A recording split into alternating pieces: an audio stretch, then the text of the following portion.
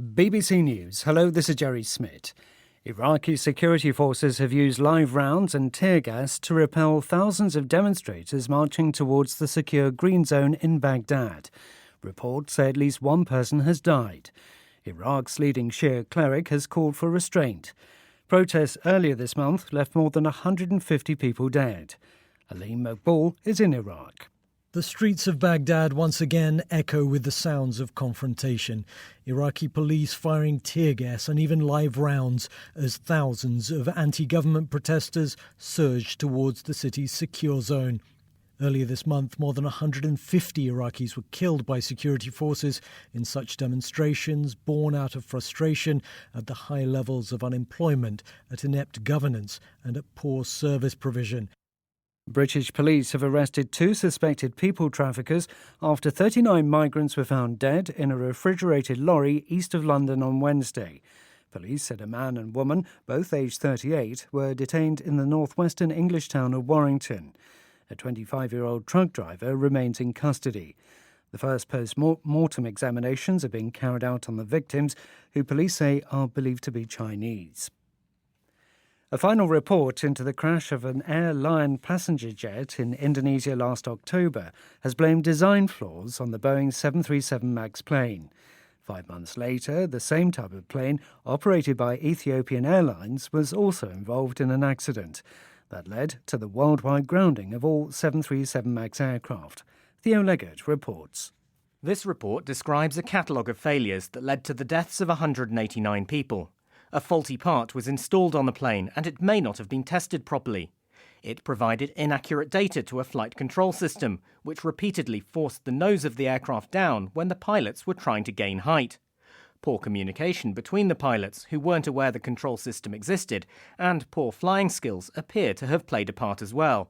The aerospace giant says it's now redesigned the plane's controls to ensure such an accident can never happen again. The Solomon Islands has scrapped a plan to lease an entire island to China amid concern over Beijing's growing influence in the Pacific. Michael Bristow has more details. The deal was signed last month, just a day after the Solomons established official diplomatic ties with China.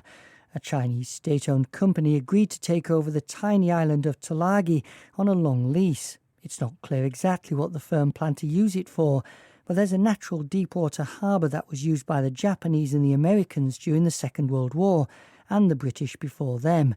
Some feared China might build a port, one that could be used by its military to help Beijing push for influence in the Pacific. World News from the BBC. European Union ambassadors have postponed until next week a decision on how long to delay Brexit. An EU source said the diplomats agreed there should be an extension, but were striving for unanimity on its length. Britain has formally asked for a delay up to the end of January. France is reluctant to grant an extension that long. Russian media reports say the authorities are considering giving the Federal Security Service powers to enforce a ban on telephone traffic for up to 6 months. Operators could be forced to block calls or data from within Russia or from other countries if they're judged to have been the source of bomb scares or hoaxes. A court in Pakistan has granted bail on medical grounds to the former Prime Minister Nawaz Sharif. Mr. Sharif is serving a 7-year jail sentence for corruption. On Thursday, doctors diagnosed the cause of his ill health as an autoimmune condition that was treatable in Pakistan. Mr. Sharif's party has expressed concern about his leader's health.